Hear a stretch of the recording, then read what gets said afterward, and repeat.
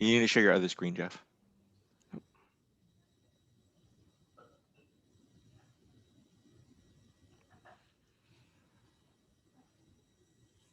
Hi, everyone. We'll be starting in around 4 minutes.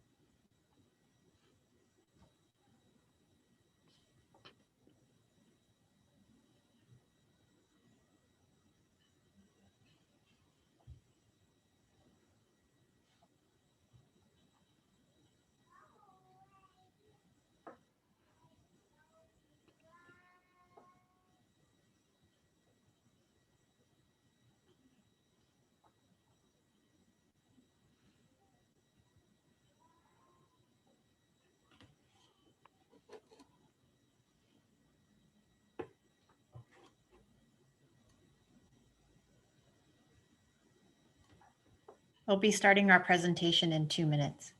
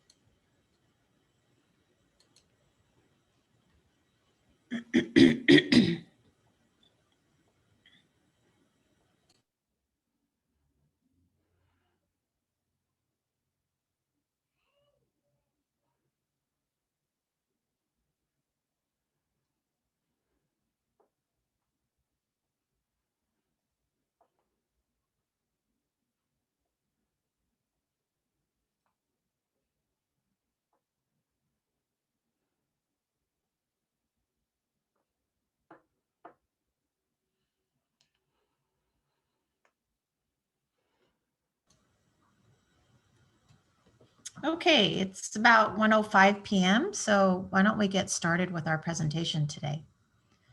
Hi, everyone. Thank you for joining us today for our Pruneridge Avenue Complete Streets Plan Community Workshop.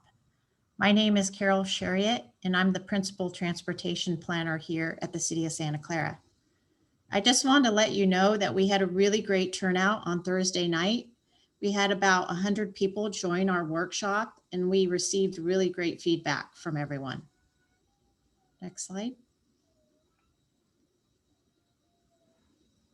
This meeting will be about 90 minutes long, so if you can't stay with us the whole time, please connect with us via web, phone, or email. Next slide. Here is the agenda for today's meeting. Agenda items shown in bold are where we'll launch your feedback. Things that we'll be discussing today will be such things as why are we even studying this corridor, what it looks like today, and your vision for the corridor. Next. Once again, I'm Carol Chariot, and I'm the project manager for this project.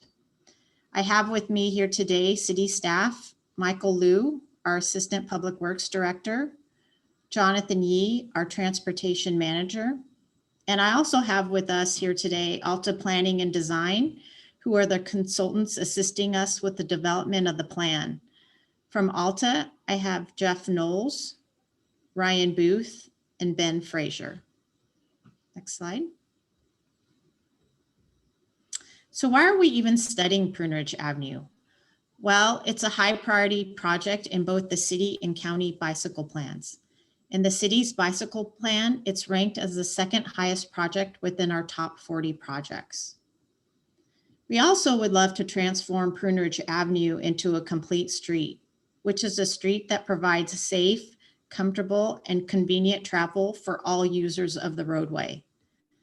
In addition, this plan supports our recently adopted Complete Streets policy.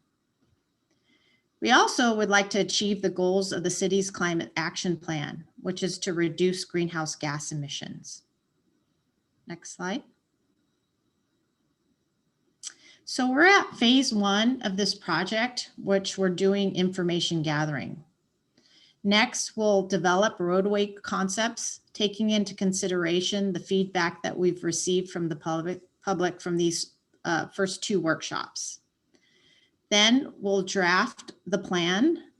And then finally, in phase 4, we'll bring that plan to City Council for review and consideration.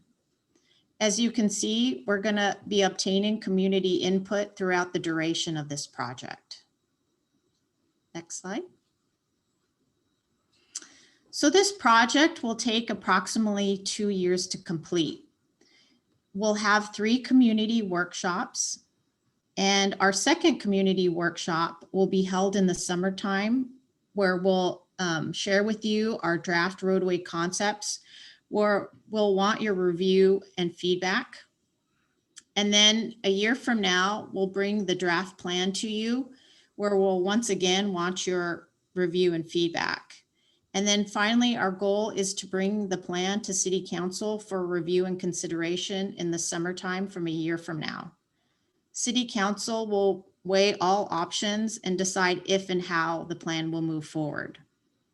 And I just wanted to point out that unfortunately, on our Thursday meeting, we accidentally gave you the wrong date for the second workshop. So it'll be much sooner than what I originally said. So please stay tuned, because we'll bring this to you, our roadway concepts, in the summer. Next. And once again, we really want you to stay involved in this project. So please visit our webpage, leave us a voicemail, or send us an email. And also, we recently released our online survey, which will be open through the end of April.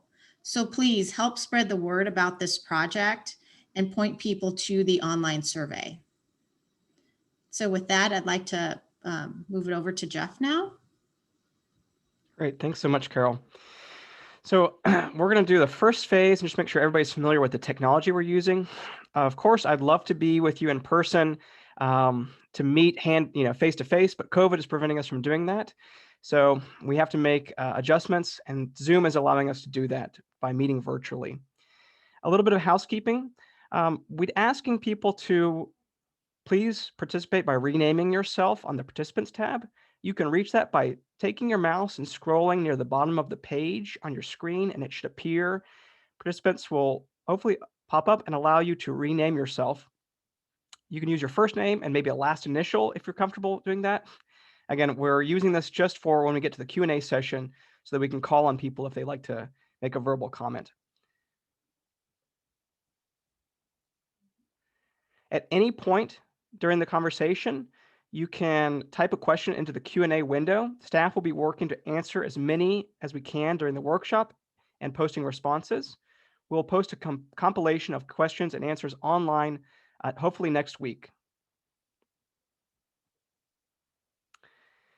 The raise hand function will only appear during the 2 Q&A sessions. If you don't see the button now, that's okay. It will appear in the bottom of the Zoom window next to the other icons when it's active. I will recognize people to speak, and then you will be able to unmute yourself to share your comments or ask a question. We're also using Poll Everywhere. It's a software that allows us to make this meeting a little more interactive and collect feedback in an efficient manner. Please go to a separate web browser and type in pollev.com/altaplanning107. Keep the page open. We'll be turning on new polls throughout the presentation. I also just want to point out that it has some compatibility issues with Microsoft Internet Explorer, which is being phased out by Microsoft. If possible, please use a browser like Microsoft Edge, Chrome, or Firefox. Now there's an alternative. You can also use your cell phone if that's an easier way to get in touch with us by using this poll. All you need to do is text the word AltaPlanning 107 to the number 22333. Not all poll features are available via SMS texting, but this is another option we want to make available. This is what it should look like when you travel to pollev.com/AltaPlanning107. If you're using your phone, it's on the left. On the right, it's there. It's a blank space now. Once we turn on the polls, this will be populating. You don't need to travel away from the screen at all. As new polls become available, it'll show up on the screen. If at any point you travel away from the site, you can always return to our poll by clicking on the Home button and typing in the code AltaPlanning107. So let's run some tests real quick just to make sure everybody's on the same page. Can you access Poll Everywhere? Again, respond by going to pollev.com/AltaPlanning107. If you can get in, click A, that's yes. B, if you're really excited, I did it. Or C, I need help. We'll give folks a few minutes to get involved there. We're really excited. We got 22 people joining us for this meeting. Thanks again for making some time to join with us this afternoon on Saturday. We wanted to have 2 different meeting times for your convenience, Thursday night, weeknight, and then a Saturday afternoon. So we're glad that you were able to make it today. Again, this meeting will be recorded and will be posted online at the project website that's been shared out. All right. Let's go to the next poll question here. If you're still having trouble with the technology, we're going to break in a second and answer questions about the technology. If at any point it just becomes too frustrating, just make note of the answers as the polls, and you can always email those to us separately. The email should be in the chat window that's available. All right. Our first poll question. Where do you live? This will help us get a sense of who's in the virtual room with us today. Answer A, if you live within on or within a few blocks of Pruneridge. B, within the city of Santa Clara, but a different part of the city. C, in a neighboring city. Or D, somewhere else. So again, go to pollev.com on your web browser /AltaPlanning107. You can also text the word AltaPlanning107, all one word, to the number 22333.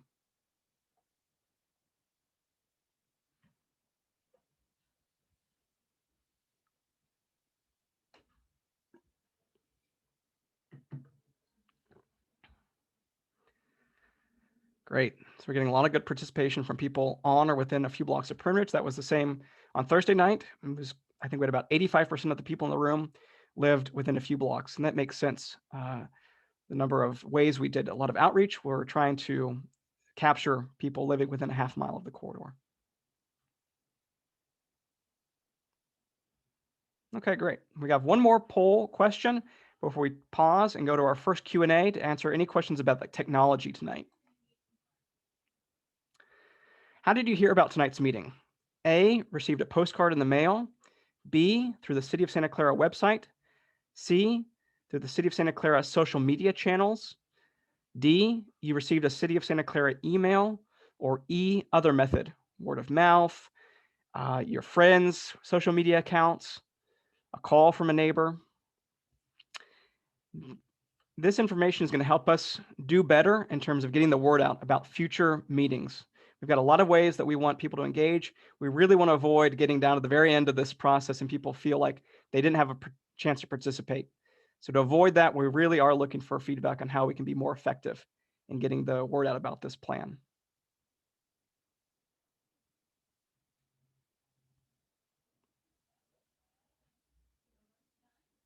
Great. Thanks, everybody.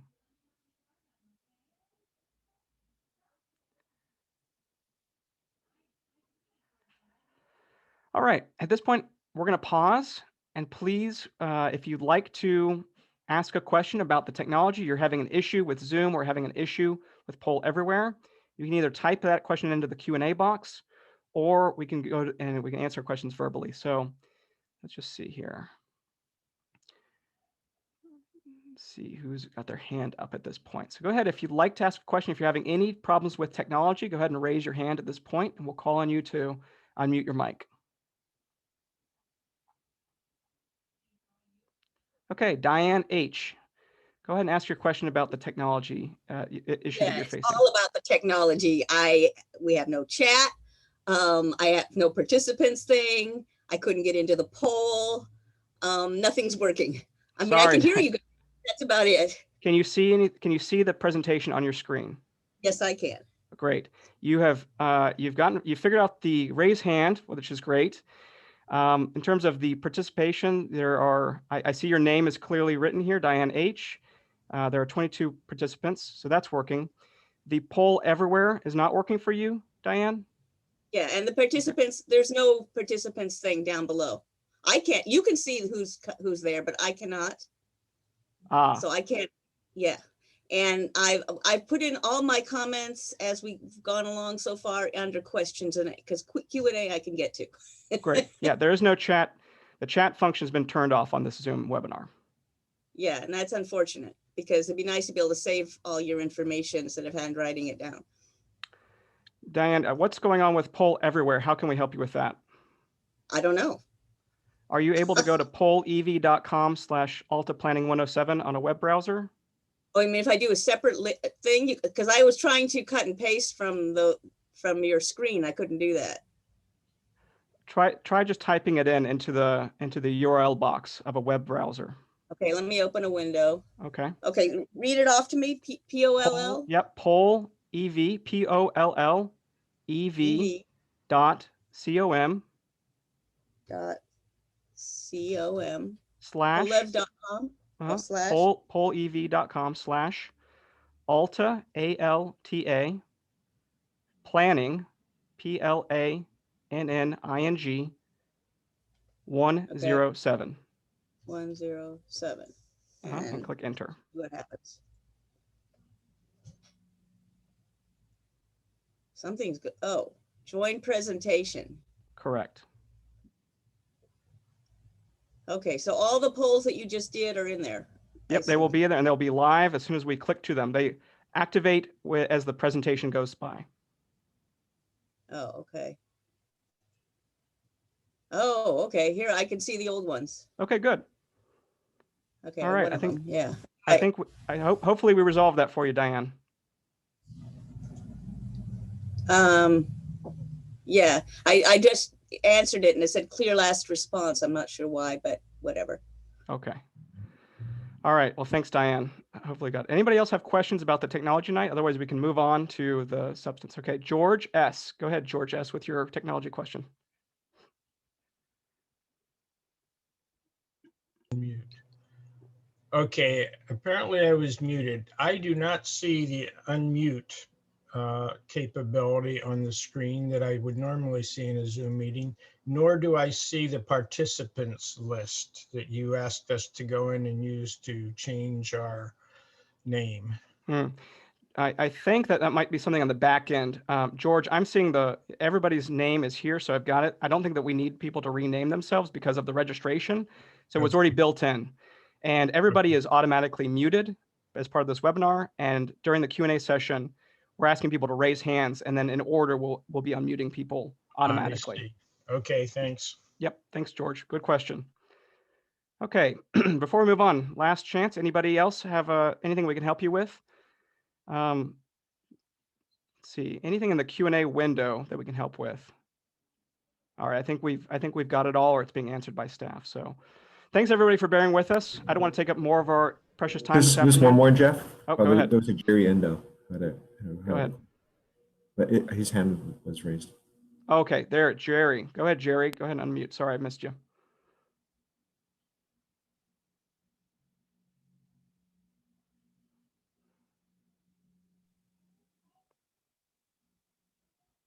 Jerry, you're with us. Your mic is open. This is George. For some reason, you asked me to unmute. Maybe you Okay. hit me instead of Jerry. I think that.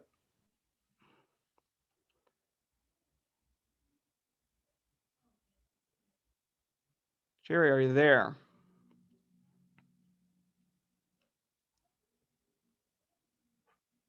Okay. We're going to come back to Jerry if he still has an issue. Mohammed, you have your hand raised. Go ahead, Mohammed. Yes, hi. Thank you very much for this introductory. Can you hear me? Yeah, we can hear you. Yep. Okay, thank you. Give us your question about the technology. Go ahead. Actually, I'm just want to have a general feedback. I have been living in Pruneridge Avenue for more than 12 years now, and I already saw what happened when the end of Pruneridge toward Lawrence went from 2 lanes to 1 lane, Yeah. and how much crowd that caused and the rush hour there. It's terrible. Just I want to be sure. Mohammed, I'm gonna have to cut you off. Save that. We got a whole Q&A session. The most of this is going to be about your experiences and getting that feedback. Right now, I just want to move through, make sure everybody can participate with the technology. But you'll be first on our list, Mohammed, when we get to the next session. Cool. Okay, no problem. Thank you. Thank you. Appreciate it. Okay. Let's go through this. I've only got a couple slides. There's a couple polls that we're going to ask you, and then we'll get right back into our next Q&A session, which will be the majority of this meeting. And so, Mohammed, I apologize for cutting you off there, but we'll get to you, and everybody else that wants to speak will have an opportunity to do so. So why are we here? Carol went over this briefly. I want to got a few more points that I want to call out. I want to make it clear that there has been no decision made about the future of Pruneridge Avenue. The city received grant funding from Caltrans after they were requested to conduct a transportation study focused on ways to improve bicycle and pedestrian connections on Pruneridge Avenue. As Carol pointed out, this is a high priority in the general plan and the city's bicycle plan. The plan will also look at ways to improve the comfort and safety of drivers and local residents. The plan will collect data and conduct traffic, parking utilization, and collision analysis on the corridor, looking at historical information before COVID and comparing that with the data that we can collect now. The plan will seek and record community input at multiple points in the process and share that feedback with City Council. It won't be limited just to these workshops, but all the online comments we're getting through the survey, the voicemail system that we've set up, and through emails that we receive. Community input and data will inform conceptual roadway designs that we'll be bringing back to you at our next round of workshops. City Council will consider options and choose to move forward or not. No funding has been identified for any future phases beyond this plan. So we'll just make that clear to folks. You won't see any construction equipment out anytime soon. There's no money set aside for it. There's no money set aside for any engineering studies that would need to precede that. So this is really about creating a vision, a community vision for the future, figuring out ways to improve the street or preserve the things that the community cares about deeply. So how do we get there? This plan is considering a complete streets approach, which is in alignment with Caltrans and city policy. It's complete streets aim to promote a couple of different benefits: safety, multiple modes of transportation, physical activity by giving more options for people to walk or bicycle for transportation or recreation, cleaner air, and a more comfortable, inviting corridor for the people that live on Pruneridge and the people that use it. Complete streets are streets for everyone, no matter who they are or how they choose to travel.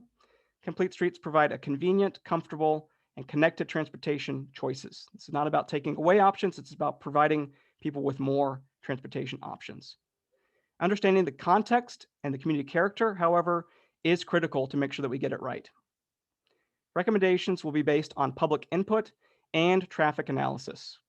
If bicycle lanes are part of the recommendations, we'll evaluate removing one travel lane in each direction and installing a center turn lane, or removing on-street parking. Again, decisions will be made through City Council. The plan will present to City Council community input, the technical analysis that we'll be conducting, and corridor improvement options that meet the goals of the plan. City Council will decide if and how the plan moves forward. Again, there's no funding dedicated to design or building the options right now. So a little bit of context. Let's look at the study area today. This is a 3-mile east-west minor arterial street in South Santa Clara. It has a 3 to 4 lane roadway configuration, and it connects neighboring cities, West Heading in San Jose and Apple Park in Cupertino. This is the project study area. We're running our study from Pomeroy Avenue in the west to Winchester Boulevard in the east, which is the city boundary with City of San Jose. It's a mostly residential corridor. There are some commercial areas in the center, across from the golf course and the Lucky shopping plaza. Let's see. On either end, the configuration, there was a roadway reallocation west of Pomeroy in the cities of Santa Clara and Cupertino. This was completed back in 2012. It converted 2 travel lanes for vehicles running in each direction to 1 travel lane in each direction and created a center turn lane, which allowed people more easy access to turn left across to get into driveways or at intersections. It retained parking on both sides and striped in bicycle lanes with a little bit of room that was left over. East of Winchester Boulevard in the city of San Jose, a very similar roadway reallocation was completed. This was completed in the fall of 2017. Similarly, it took 4 travel lanes, turned it into 2 in each direction, 1 in each direction, center turn lane, and created some space for bicycle lanes. 2012 was when the roadway reconfiguration occurred. Some other improvements that happened recently: in 2018, a new traffic signal at Prunin and Cronin was installed. And in 2021, this year, bike improvements at Pruneridge and Lawrence Expressway intersection will be constructed. So now I want to go through a series of poll questions, make this a little more interactive with you, and try and capture some of your key vision statements about the corridor. So if you've got pollev.com open, please turn your attention to that now. I'm asking for you, what 1 or 2 words come to mind when you think of Pruneridge Avenue today? And you can type it in, you can vote twice. What 1 or 2 words come to mind when you close your eyes and think of Pruneridge Avenue today?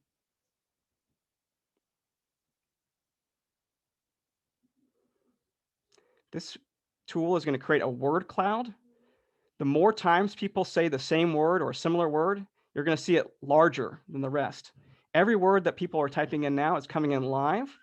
Right now, congestion seems to be a clear favorite. We're also seeing busy, unsafe, uninviting, dangerous, backed up, standstill, pro-car, thorough, danger. We'll keep this open for a little while longer. I want to really capture people's description of the corridor as it exists today, in your opinion.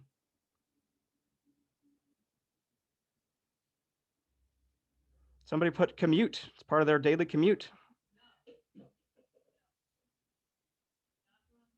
Some people said good.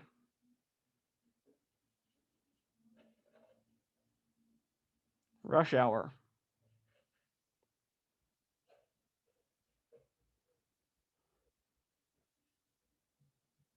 All right, I want to keep it open for 20 seconds more. So get your typed answers in. What 1 or 2 words come to mind when you think of Pruneridge Avenue today?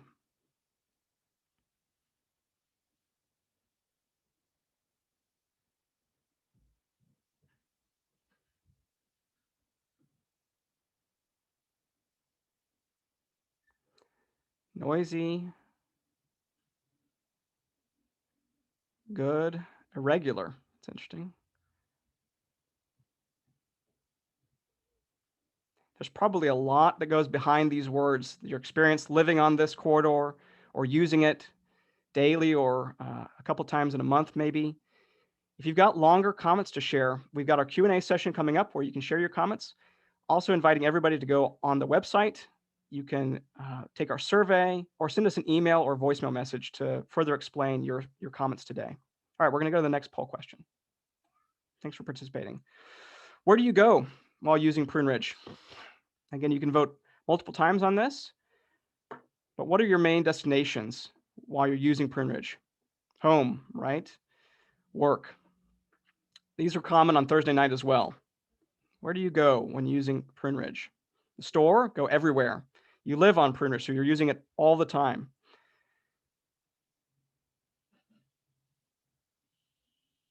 San Jose, going to Kaiser, going to Sunnyvale, grocery, church, going to shopping. These are great. Keep them coming.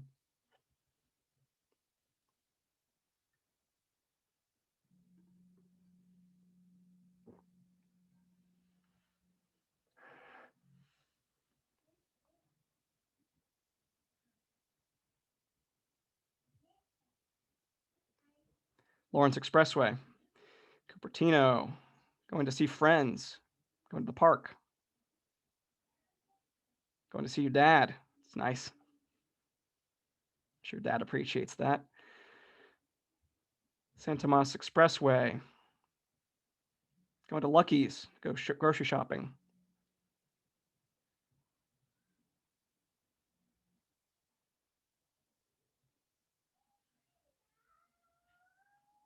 Santana Row, going to the mall.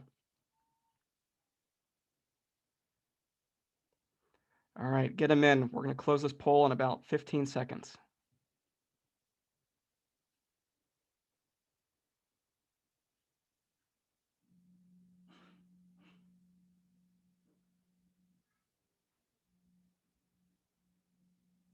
All right, thanks everybody. This is helpful for us to get this information from you to talk about what are the key destinations that this corridor serves. All right, our next one. What 1, 2, or 3 words come to mind when you think of your vision for the future of Pruneridge? So we asked you about what it is like to experience being on Pruneridge today. This is your future. Close your eyes and imagine how would you like Pruneridge to be experienced in the future? Calm, safe, bike lanes, green,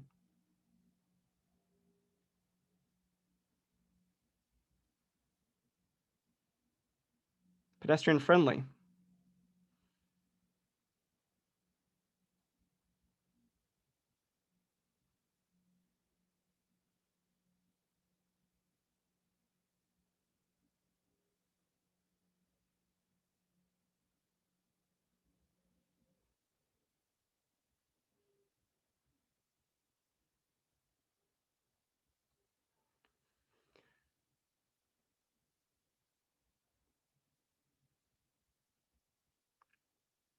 reduce pollution, coordinated,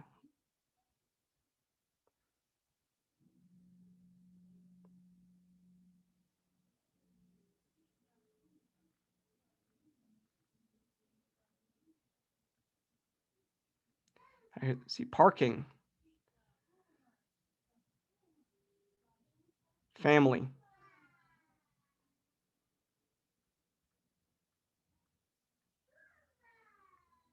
parking. I assume that's preserving the parking for the residents that are there.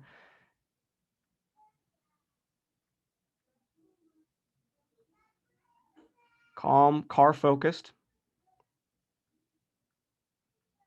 biking.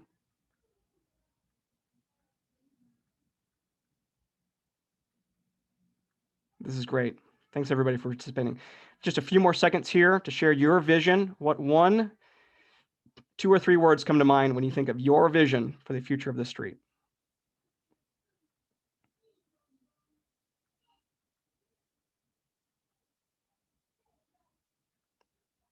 Great. All right. Here's our next one. Ready? What should Pruneridge's priorities be? And we're asking you to rank them. So we're asking you to take a little time and think about this from the most important to the least important.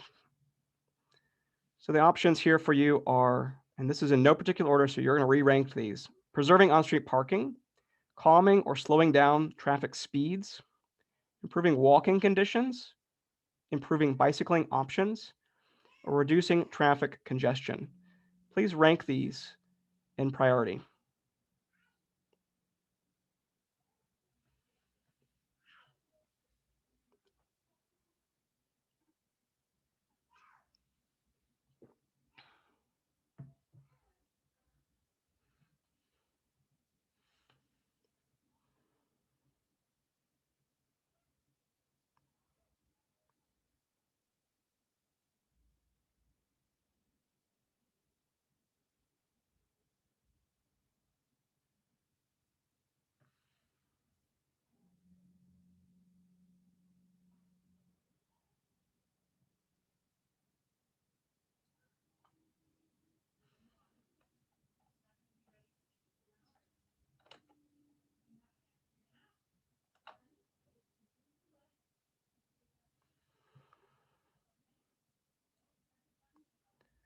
All right, we got 27 people joining us, attendees. We got 15 people that have taken this survey. So let's leave it open for a few more seconds. I think this is helpful for us to see who's in the room and what their priorities are. So again, please provide us with your ranked list. If there are other priorities that you have that are not listed here, send us an email, send us a voicemail, or take the survey online. All those options should be in the chat window that have come up and popped up on your screen. We'll be sharing that information again at the end. Right now, as it stands, calming or slowing down traffic speeds is in first place, improving walking conditions, bicycling options, reducing traffic congestion, preserving on-street parking.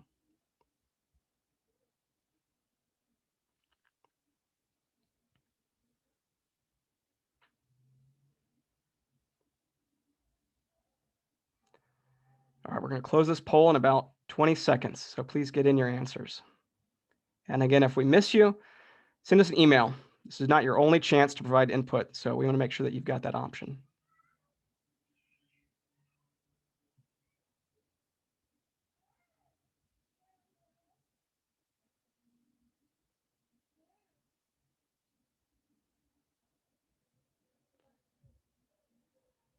All right, thanks everybody for participating.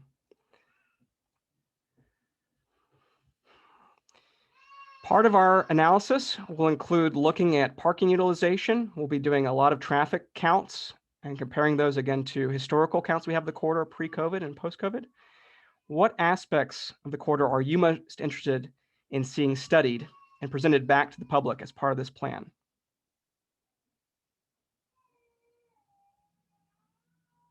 What information would you like to see as part of this study? Traffic calming, traffic flow, analysis of sidewalks, looking closely at safety. We'll be doing that, absolutely.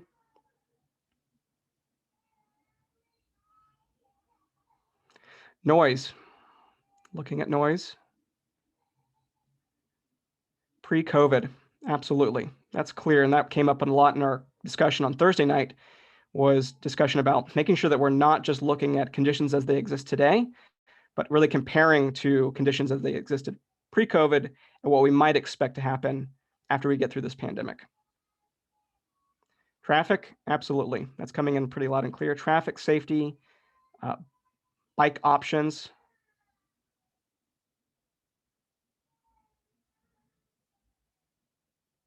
Congestion.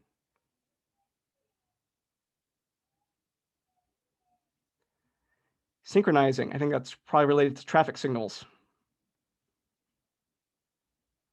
Yeah, we'll be looking at that.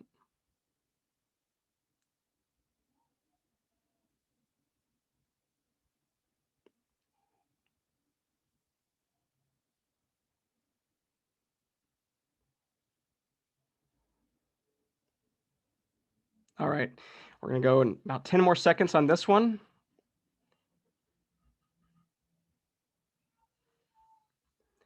And then that'll be the end of our polls today for now, and then we'll go to our Q&A session, where then we'll turn it over to you and answer some of your questions.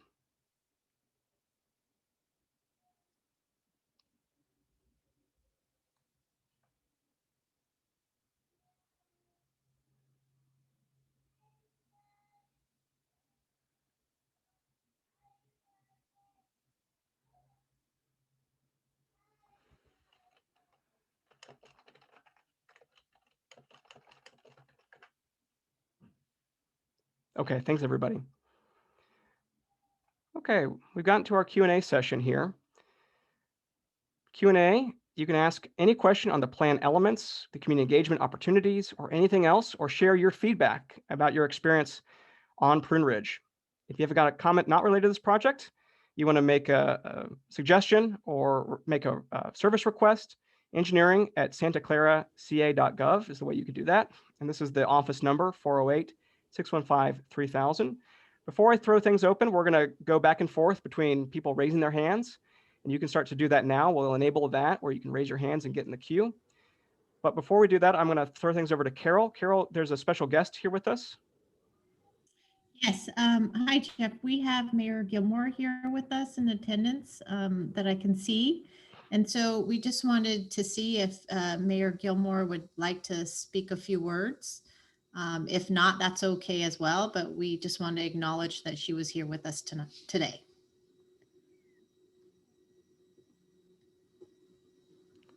And so I think we'll need to, Robert will need to unmute Mayor Gilmore's, she has her hand raised, and go ahead.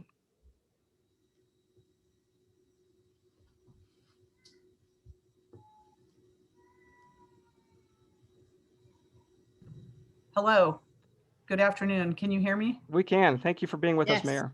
Great, thank you. I'm very happy to be here today. I live right off of Pruneridge and have experienced with what most people have experienced about Pruneridge. I'm happy to hear that you're looking at data prior to COVID, because I think that's what's important. But I'm really here to hear what our residents have to say about what they'd like to see happen to Pruneridge Avenue, if anything. And so I'm listening. I'm listening very closely, and I know we're going to have a lot of these sessions coming up in the future. And I just want to assure everyone that we have not made any decisions to take any action about the road. So we are really trying to do as much outreach as possible. So I'm really here to listen, but thank you for allowing me just a moment to speak. Thank you, Mayor. All right, what we're gonna do is we're gonna go through our list of people that have raised their hands, and we'll hopefully be able to hear from everybody. I've got a few slides to wrap up, so in the last 10 minutes, we're gonna reserve from 2:20. We'll turn things over for the next 20, 30 minutes. We'll try and get through as many people as we can, starting with Mohammed. Mohammed, I cut you off earlier. I apologize. Now it's your turn to go ahead and provide your feedback. Okay, thank you. One more time, thanks for the study and thanks for having that open for public. So my feedback, again, I have been living in Pruneridge itself for the past 12 years. So I saw what happened before that 2012 reconstruction of the end toward Lawrence. From my side, practical experience, I think that was a terrible idea. I still don't see that many bikes going through Pruneridge that justify changing from 2 lanes to 1 lane.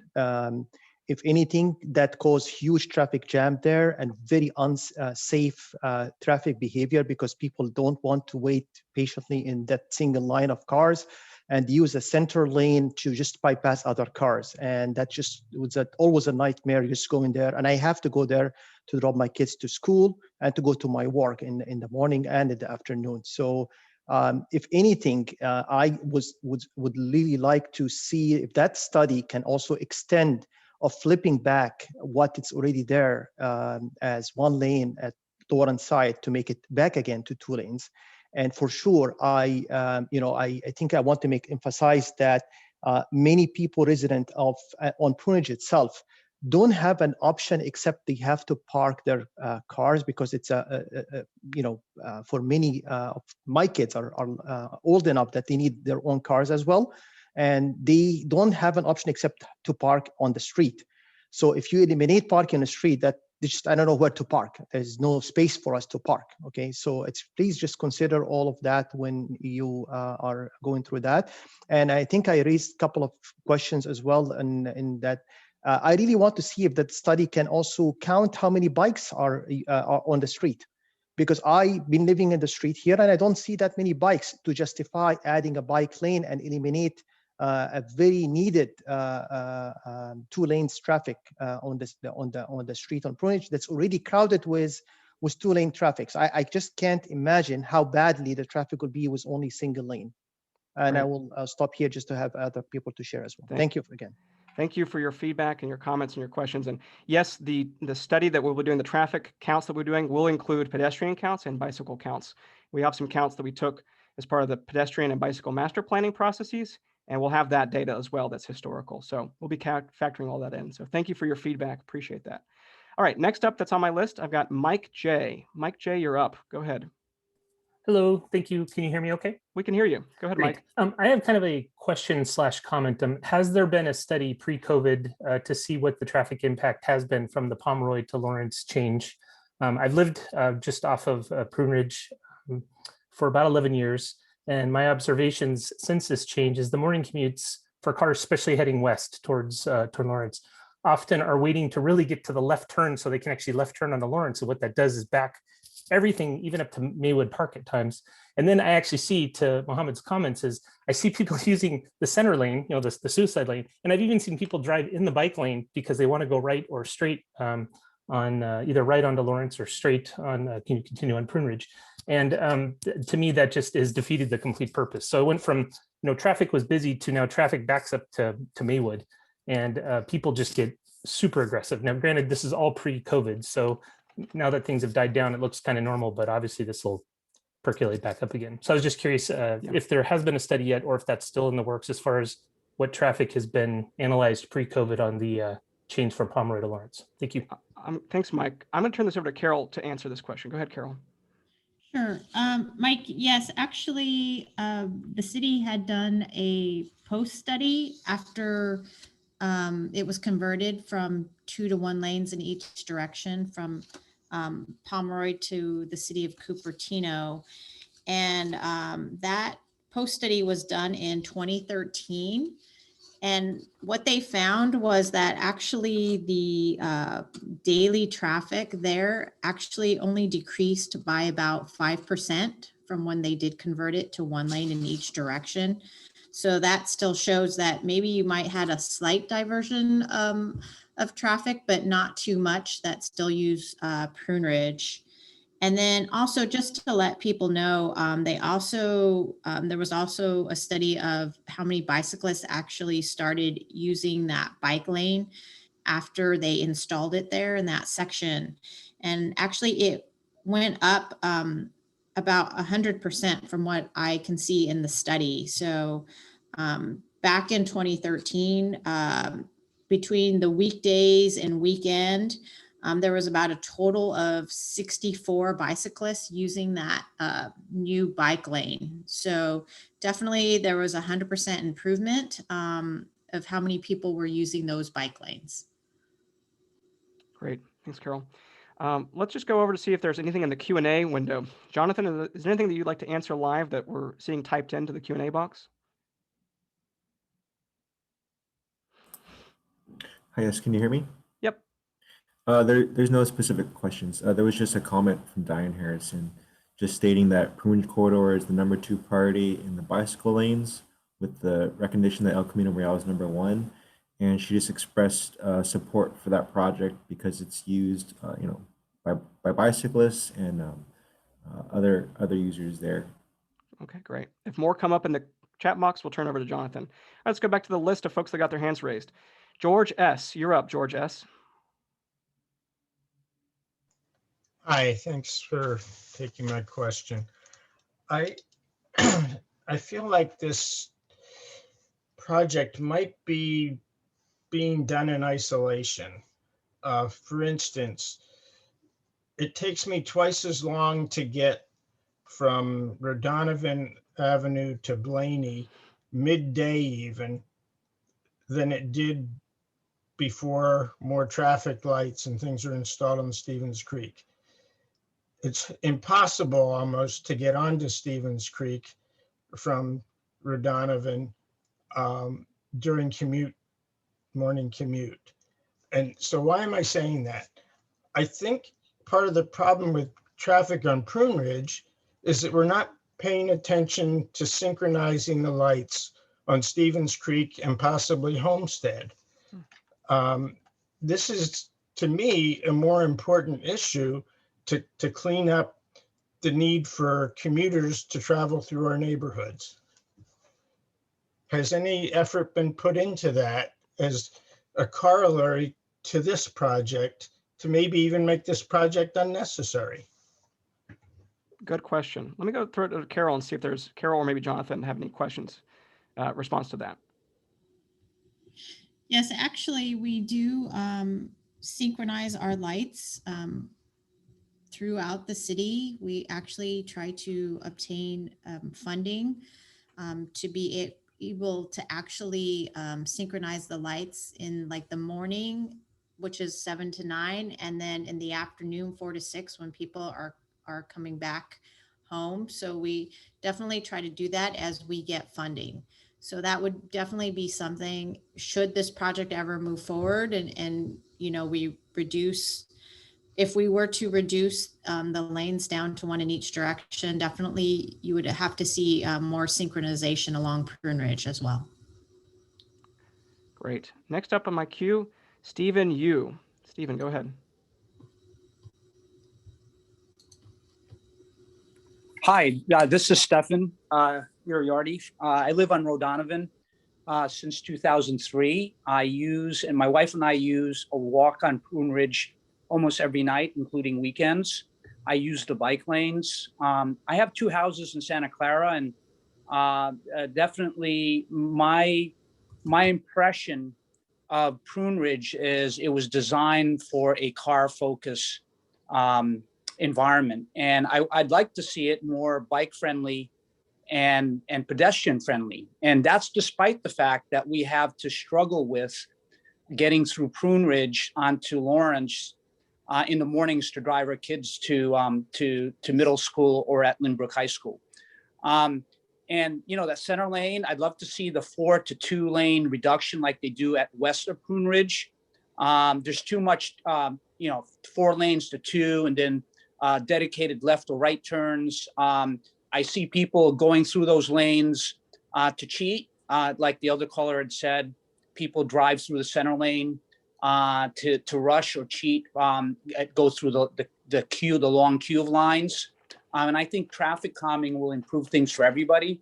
That will also give us the ability to have safer bike lanes. The problem is that the 45-mile-an-hour lane is just too fast. Even with the dedicated bike lanes, I ride bikes when in my younger years quite a bit, and I don't feel safe nowadays. Even with the dedicated bike lanes, there's a lot of aggressive drivers trying to get through the bottleneck that they're seeing with the single lanes. We really do need to think about, in my opinion, what sort of environment do we want to have? And do we want to put up with a car-focused culture, or do we want to share the road fully where we can have some traffic calming and maybe not have Pruneridge be considered a pass-through for people on the Apple campus and the like, because it is an artery today, and it's hard. It's a great neighborhood. We have Maywood Park here. It's well used, and it's just it would be. I like this idea, and if I could shift to a question, which is, we spent a lot of time today, and I've also completed a survey a couple of weeks ago online. But what I heard today was a bit troubling, is that this is an unfunded activity. And I mentioned earlier that I have 2 homes in the city, and my other home is down at the quad area. And I remember moving in there back in '98, and there were surveys to improve that area, and it still hasn't been done. And that's 23 years now. So I just, my question is, we have the survey, we all feel good that we're heard, but how is this really going to change things if it's unfunded, and when? Carol, do you want to take that one? And thanks for your comments, Stefan, and for your question. Thank you. Sure. Yes. So, the one thing that we are funded for right now is just the plan, where we're going to show the community and council, the design concepts to how we could add a bike lane in.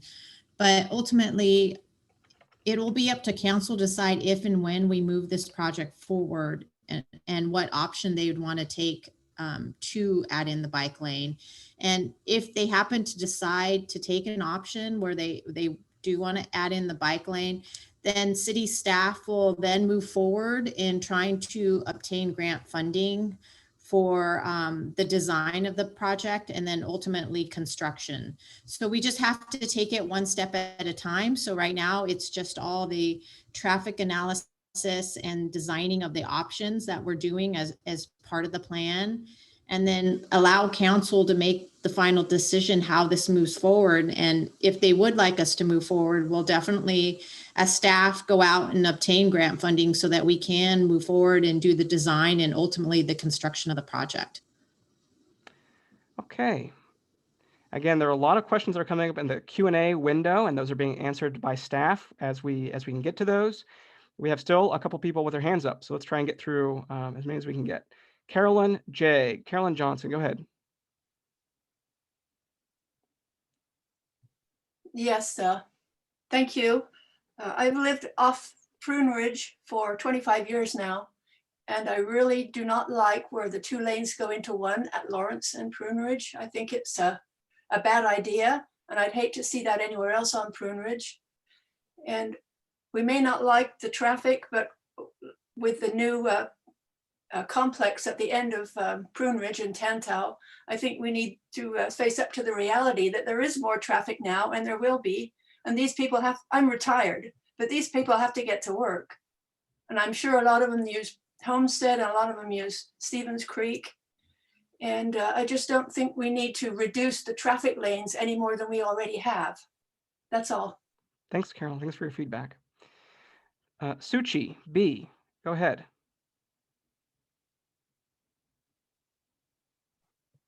Hello, can you hear me? Yes, go ahead with your comment or question. Yeah, just a question. When the study is done, because I've heard about how you want to measure the number of cars going through and the number of bikes, but until there is a safe bike lane, a lot of us do not feel comfortable biking on Pruneridge. So now we have to crisscross through neighborhoods until you reach to the point of Pruneridge where you can actually get on a bike lane. So just counting the number of bikes that are in use now or pre-COVID is not sufficient, and unless you have a way of somehow projecting that if there was a continuous bike lane, how many more people would be using it. Great. Yeah, that's my question. A good one as well. I should clarify, we're conducting 25 different traffic counts that will be located not only along Pruneridge, but also in the side streets to capture all types of traffic. So people walking, bicycling, and driving, and those are at intersections. We'll also have studies of what happened with 2012. That link, by the way, for that study is on the city's website. We'll post it in the Q&A. If we don't get it today, it'll be in the Q&A that we'll post online after this webinar is done so people can see that data. That's another data point that we can point to and say, here's what happened at one end of this corridor. And we have some other local and statewide examples that maybe we can pull from to show some other examples in terms of what happens when these roadway reconfigurations are completed. But all that will be part of the data that we'll pull together. Okay, Jonathan S., you're next on my list. Hi, thanks. Yeah, I'm one of those that lives on Pruneridge, and so I saw that the priority of on-street parking was low in this group here. I'm assuming for those of us that live on Pruneridge, it's very high. It's sort of like asking people if they'd like to have the taxes in the neighboring city raised. Yeah, so I think on-street parking is critical. It actually adds to some of the safety there. I know the number, we all have to back out onto the street, and you're backing out onto a street that's got 2 lanes of traffic coming at you. That parking lane actually provides a little bit of buffer to protect us. It's also used by delivery trucks, and in today's day and age, I think we're going to see a lot more deliveries going on and on, not just Amazon, but food and everything else. And if you take away the parking lane, that's where those trucks park. They're going to be parking in the bicycle lanes or in the right lane of the traffic, and that'll affect traffic. So I think the on-street parking is really critical, especially for the houses that are facing the street there, because we all use them, and we all have the restrictions of how many cars we can actually get in our driveways there. So I think for a safety standpoint, that's really important. I think some of the concerns at the intersection, I agree with them, especially when you first did the one at Lawrence. That was chaos. The first month was just like, hold your steering wheel really tight and be careful. I think it's calmed down some, but it's still a problem there. I think some of that is caused due to like the right turn lane in Pruneridge and the fact that the rest of Pruneridge is not actually converted. And so it's like a half project, you're half in, half out there. And so one of the questions I was going to ask is, have we looked at what happened to the traffic on Heading, where for a long straight section, they reduced it down to 2 lanes with the turn lane? Did that reduce the traffic on there? Because that's really one of the questions on traffic is, you said that it dropped like 5% or something like that because we did the intersection. Well, that's the intersection. That's where the most traffic is going to be. So I think you want to look at it in terms of a longer strip. Someone else was also saying that if you had a longer strip, you'd ride the bike on it. I would too. I won't ride my bike on Pruneridge. First thing I do is get into the subdivisions. At least it's a little bit safer there. So I would say that. I would say that safety has got to be critical. I've seen 4 cars in front of my house that were parked and no one in them. They got totaled by people driving down Pruneridge at very high speeds. And that's the bigger problem, the high speeds driving. And they all happened after rush hour. They weren't during rush hour when all the cars are there, where the traffic slows down. It was during after hours when these cars see, oh, I got 4 lanes, 5, 6 lanes out here. I can drive really fast. I got lots of room to recover. No, they don't. And then next thing you know, your car is totaled, like one of mine was 2 years ago. So I really think the safety is a big factor there. But it really, you have to do the whole thing. You can't do part of it because you're half done, half not done. And people are, as you saw, people are reminding us that people are cheating. They're using the right turn lane in the Pomeroy because you're in 2 lanes there. And then you got to remember that you got to swerve over to the left lane when you get to Pomeroy if you're going to Lawrence, because it turns into a right lane eject. If that was the case all the way along, you'd be in a lot better shape there. So that's some of my comments there. Jonathan, thank you very much. Good perspective to provide for us. Appreciate the comments. Barbara M., you're next on the list. Go ahead, Barbara. Yes, I live near Pruneridge and Cypress. It is a stretch of Pruneridge that has 2 lanes in each direction. It's near Saratoga, which is very close to San Tomas Expressway. During the morning commute, both lanes on Pruneridge are filled with cars. I have been at the signal at Pruneridge and Saratoga, second in line. The light turned green and only 1 car was able to go through the intersection before the light turned red. The section of Pruneridge between Saratoga and San Tomas gets filled to capacity. The light at San Tomas, when it turns green,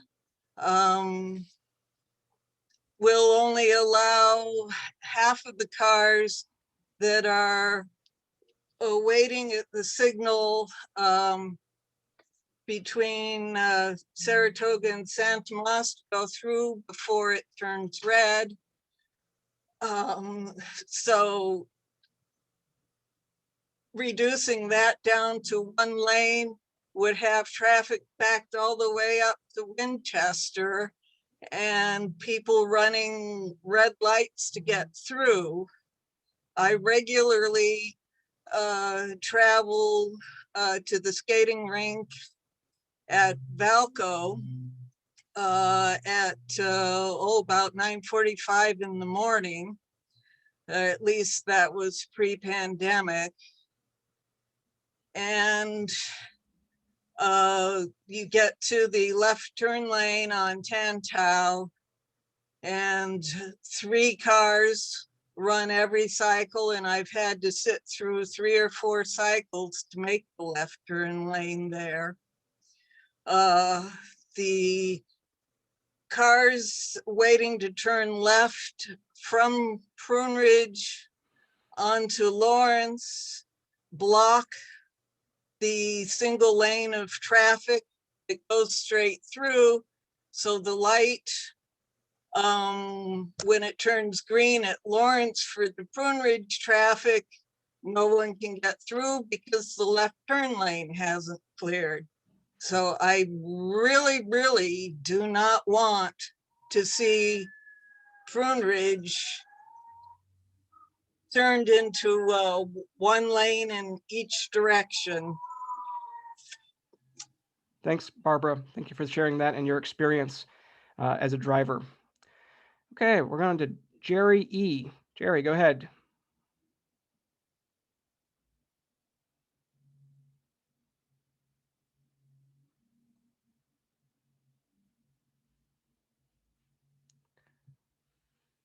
Jerry, you should be able to unmute your microphone now and share your feedback or ask a question.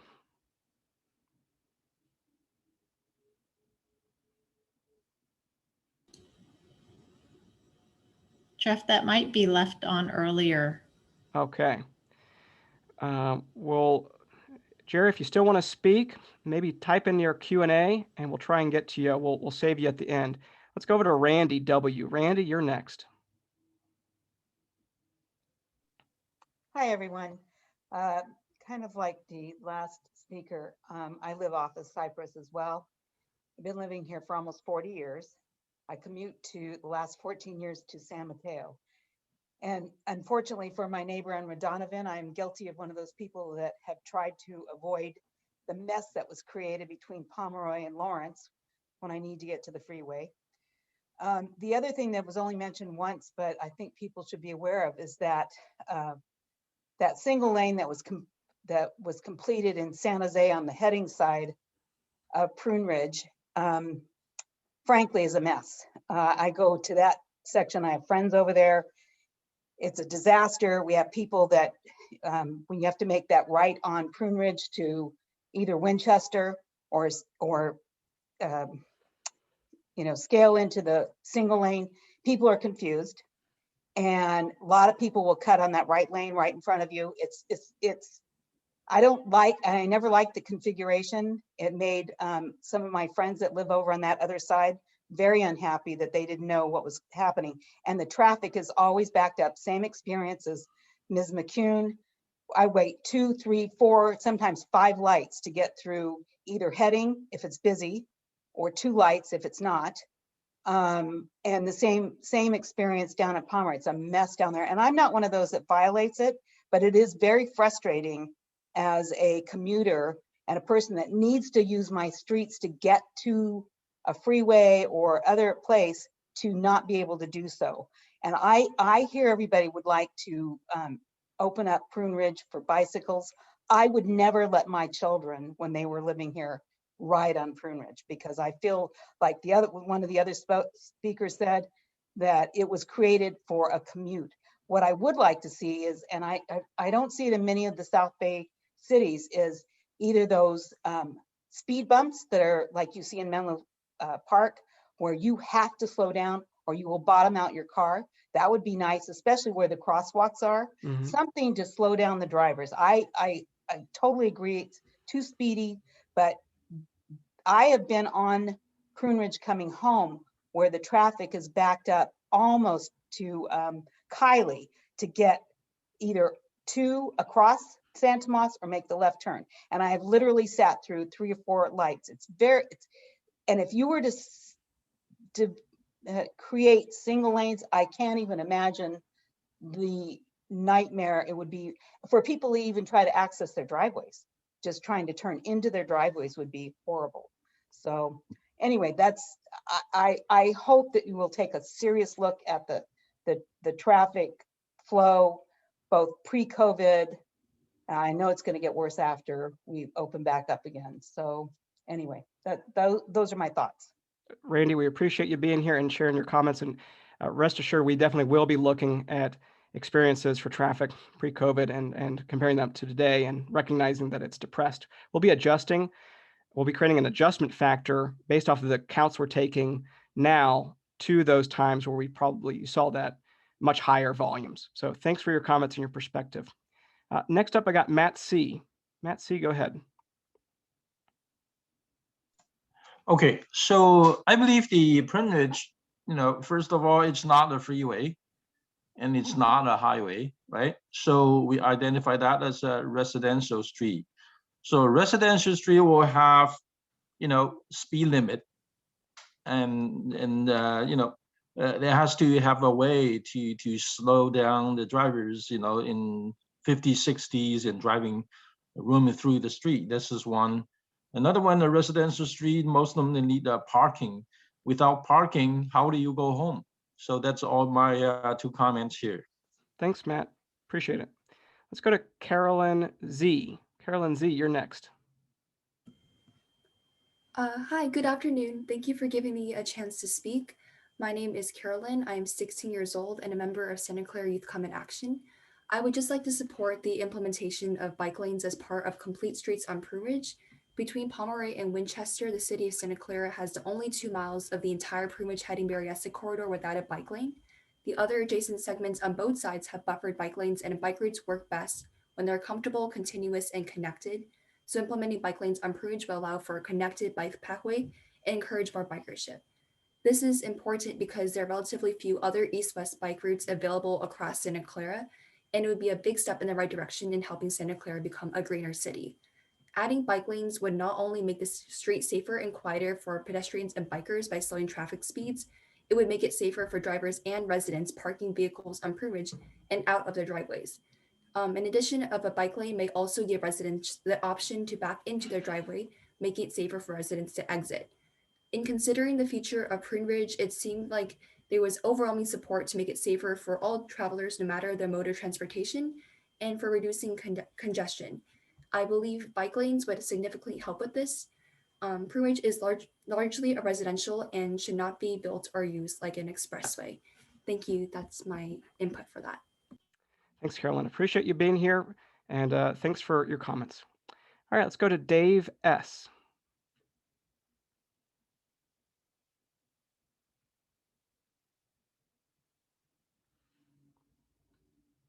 Oh, Dave S. I think might have had to leave. Dave, if you still got a comment, you can put your hand back up. But let's go to Barbara M.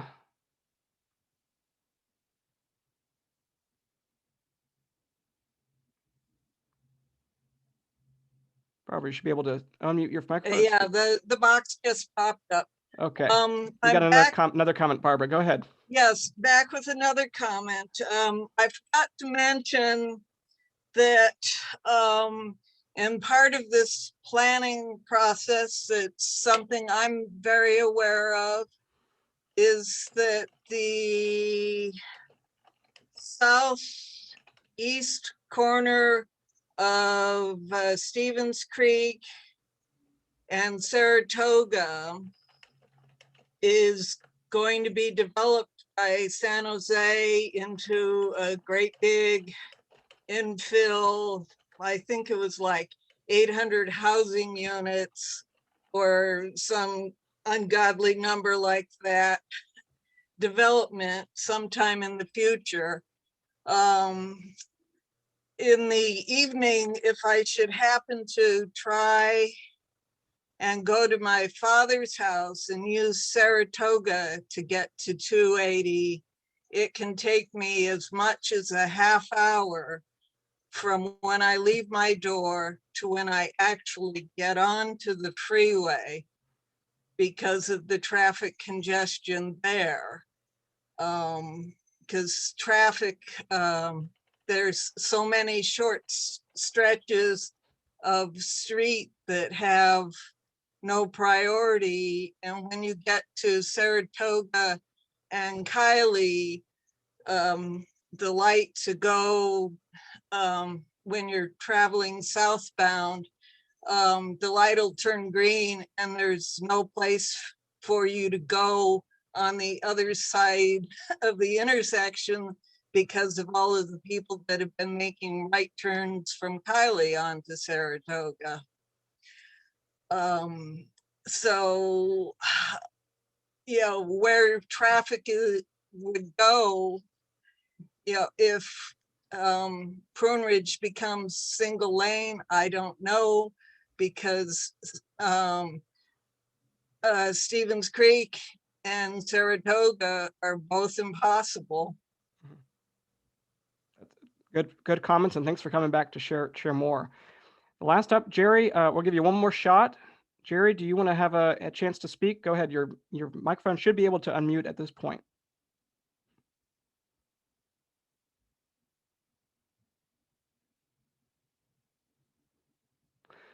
All right, Jerry. I think if you've still got a comment, please don't let me falsely turn your microphone off. Go ahead and type it in. If you've got a question into the chat window, we'll get it answered. I want to move on to just wrapping up the next steps. All right. So as I mentioned before, we'll be conducting corridor traffic analysis this winter and into the spring. We'll be looking at intersection delay analysis adjusted for COVID. We'll be looking at parking currently used, utilized, and capacity. We'll be then coming up with conceptual design options over the spring and summer. And these could include parking or traffic lane removal as part of the options. All of those will be brought back to the public as far as our next round of community workshops this summer. I want to alert the folks here that the Bicycle and Pedestrian Advisory Committee, the BPAC, will have a meeting March 22nd starting at 4:00 p.m. There's a link here that shows this is the BPAC webpage. Ben will now share that in the chat window so that people can click on that. That will let you know how you can join that meeting. It's open to the public, as are all meetings, and this will be the first time we kick off. It'll be very similar to the content that you shared here, but maybe more discussion with the city's appointed BPAC committee members. Just a reminder, we're at the very beginning of this planning process. This is the first round of community workshops. This is our information gathering community survey phase. We'll be moving into the spring and summer, gathering data and then developing our roadway concept design options. We're getting feedback this summer. We'll then put those together, revise them, and create a public draft plan for an additional review in the spring. And then in the summer of next year, City Council will review and consider options for moving forward or not. We really want you to stay involved with us throughout the life of this process. So please take the survey, santaclaraca.gov/PruneridgeAvPlan. Send us an email at PruneridgeAvPlan@altago.com. You can call and leave a voicemail message. 408-320-7060 is the number. And again, if you've signed up for today, we've got your email address and we can let you know about future upcoming events. So please attend future community meetings and get your friends, neighbors, members of your congregation, your school community. Please get them involved. Share this on your social media outlets. Let them know that this plan is happening. We really want to get a wide net cast for people participating in this plan. So I just want to say thank you all for your time today. We have a couple exit polls that are now live on pollev.com/altaplanning107. There are 3 exit question polls, and that's going to help us improve. We want to improve and make this a better experience for everybody involved. So if you have suggestions for future meetings, a different format, a different way of answering questions, you can email us at PruneridgeAvPlan@altago.com. I know you all lead extraordinarily busy lives, and you being here is a really gift to this process by sharing your input, your expertise, all of your lived experience on the corridor. So thank you again for being here, and we appreciate your time. We'll leave this poll open so you can answer our exit poll questions, and once you've done that, we'll wish you a very happy Saturday. Thanks again for everybody being here.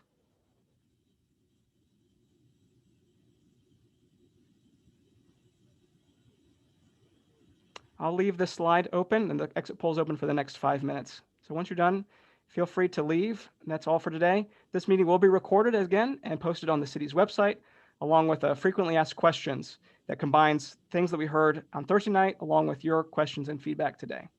So thanks again. Yes, thank you very much. We're hoping to post those, the links to the 2 webinars here, or community meetings and frequently asked questions document, hopefully by the end of this upcoming week. So stay tuned. Thank you, everyone.